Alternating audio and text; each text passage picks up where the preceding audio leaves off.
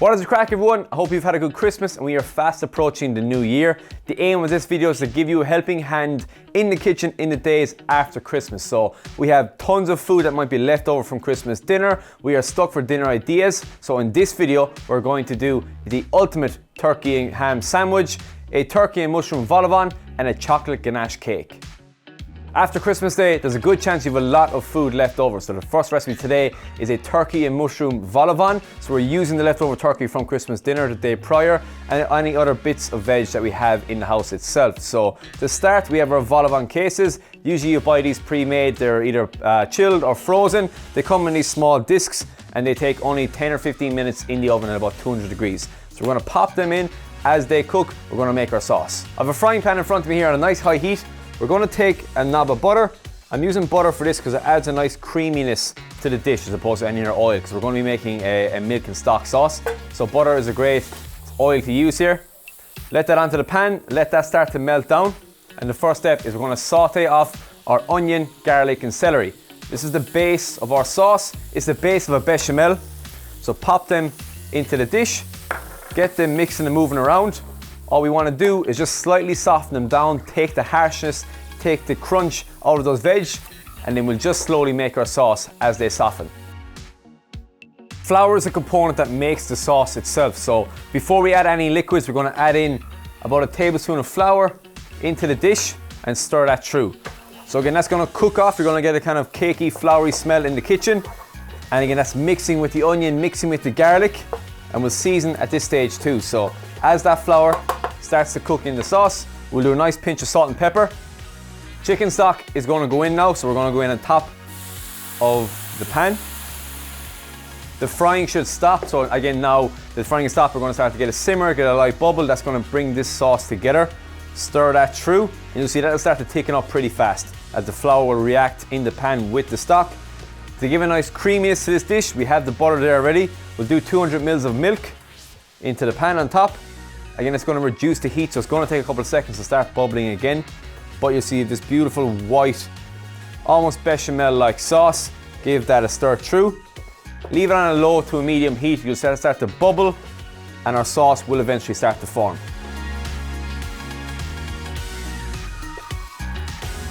The bulk of this dish comes from the leftover turkey. I'm doing mushroom with it as well, but you could do some ham, you could do chicken, you could do whatever you want. I'm dicing the mushrooms pretty thin, just because we're adding them in at the very last stage. So I want them to cook pretty quickly. So nice thin strips of our mushroom.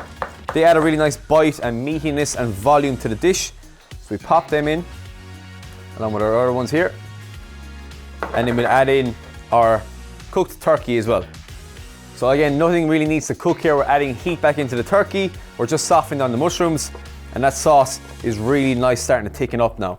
If it's thickening up too fast and you can see it's getting very dry, add a small more drop of stock or milk or water into the pan, stir it through, and all we're looking to do now is let those mushrooms cook down, soften up, and then we serve it inside of our cooked valavons.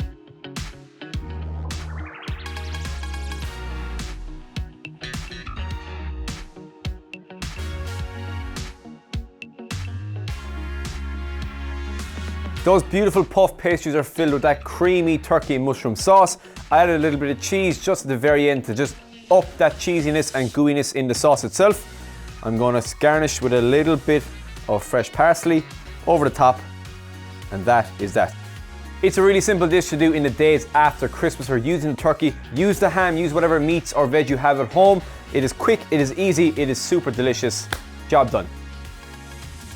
One of the staples when it comes to Christmas is the Christmas sandwich when it's all over. We're using staples and the components from the previous days, the dinners, the dressings, the sauces.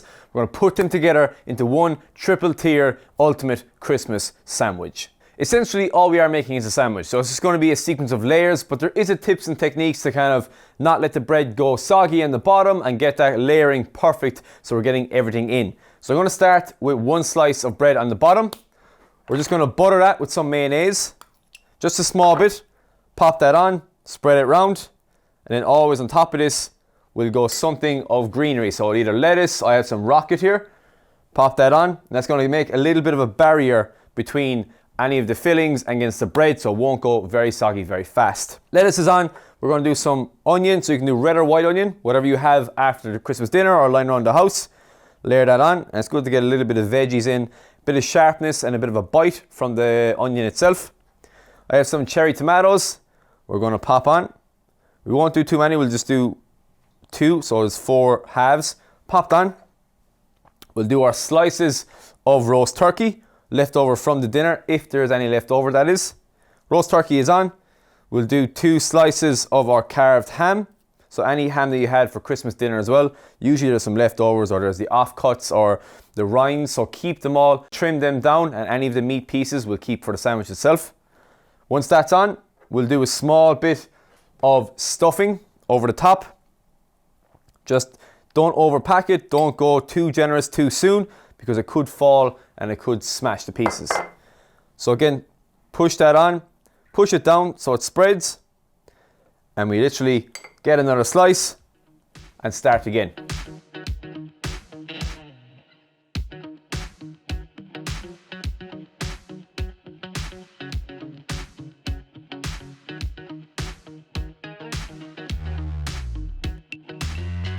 The final few components is a nice helping of cheese that's going to melt on the inside, give us a beautiful melted cheese layer. So we're just going to throw it on. Whatever we catch on a sandwich we do, whatever we don't we'll knock off and clean later.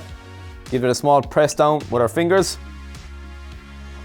The roof of the house is going to go on, so we'll do a small bit of mayonnaise on the roof as insulation. Knock that on, and that is the sandwich done. So we're not finished yet. I'm going to toast this up on our pan. So we're going to put a bit of butter in, let it start cooking on the pan, and toast the outsides.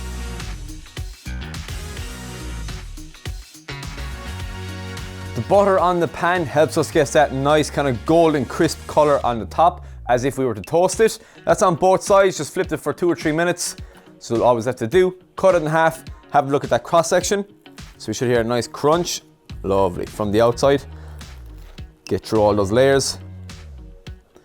The moment of truth, split it open, as gentle as we can, and that is a thing of beauty. So look at all those layers. You have the turkey, the ham, the stuffing, those pops of red from the cherry tomatoes, and then that nice sharpness from the onion. So it is it is essential for Christmas time to have your Christmas dinner sandwich prepped and ready for the day after. Waste not, want not, use everything you have, get them into a sandwich. You cannot go wrong. For dessert, we are going to do a chocolate ganache tart. It is quick and simple and is perfect for any guests coming over on New Year's Eve. The base of this tart is a digestive biscuit base. So we have them in a bag in front of me. What we did was we pop them in the bag and we're going to crush them down just with the back of a rolling pin or a wooden spoon. Get your bag and then gently tap it down. Once there's a nice fine crumb consistency, we're going to take that up, get a bowl, and then pop it into the bowl. So we're going to mix that. In the bowl, you can go with your spoon again with the back of it and just crush it down. So any large pieces of digestive biscuits, just push them down and make sure we have a nice kind of fine, like sand consistency, because that's going to help set the base of the dish itself. Once that's all mashed down, we're going to add our butter into the bowl itself. And we're going to do 1 tablespoon of honey. So knock that in. And again, just mix that around and we should get like a wet sand consistency in our bowl. Into a spring form tin, so it's anything that has a spring on the outside. It's going to help us get the cake out later on. Put that down. We're going to knock our mix into the bowl itself, and then we're going to press it down to make sure it's stuck and solid to the base.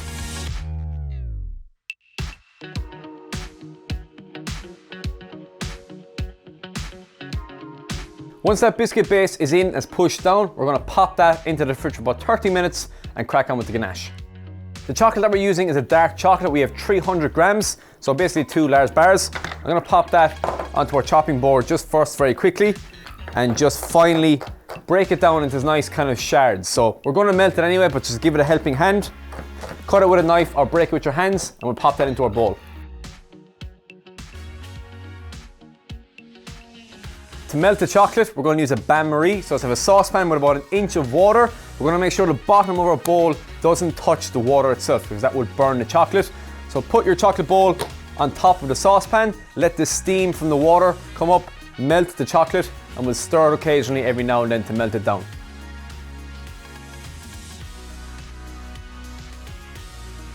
When the chocolate is melted, you see we have these beautiful long strands of that silky chocolate. So we're nearly there, that's melted. We're going to add in our cream, so it's 250 grams of cream. Add that in nice and slowly. We'll do it in parts. So add in about a third, mix that through, and then we'll keep adding it in just so we don't shock the chocolate or shock the cream and maybe make it curdle.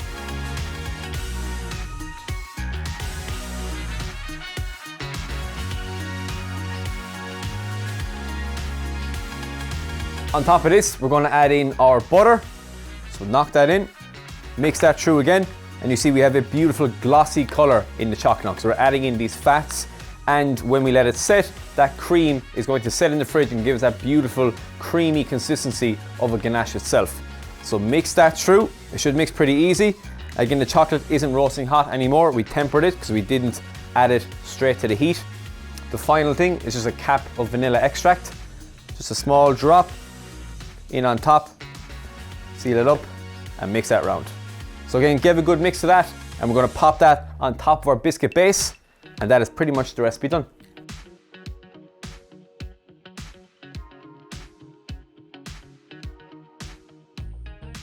So the ganache is ready to go into the fridge for 3+ hours. We'll let it in, let it set, pull it out, and then we'll serve it up.